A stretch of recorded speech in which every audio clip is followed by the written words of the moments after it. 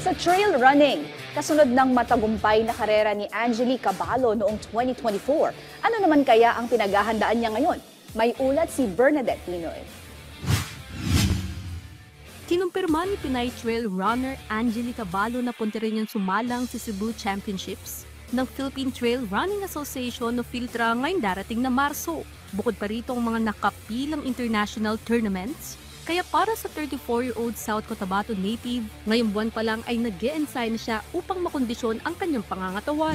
Gusto ko sana ding sumali sa Asia Trail Master kasi may championship din sila gaganapin sa Vietnam. Pero October pa yun, October pa. So mahaba-haba pa, okay pa. Ngayon ang focus namin is yung sa Philtra Championship.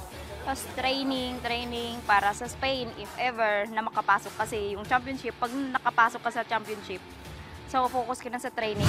Muli ring ibinahagi ni Angeli ang kanyang kampanya sa Malaysia Ultra Trail event noong nakaraang taon kung saan nagtapos siya sa ikatlong pwesto. Anya, hindi niya inasahan na makakakuha siya ng podium finish dahil na rin sa husay na pinamalas ng kanyang mga naging katunggali.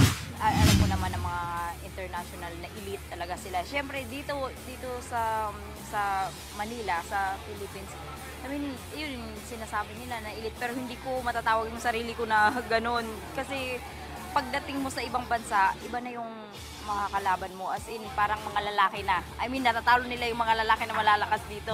Bernadette Pinoy para sa Atletang Pilipino, para sa Bagong Pilipinas.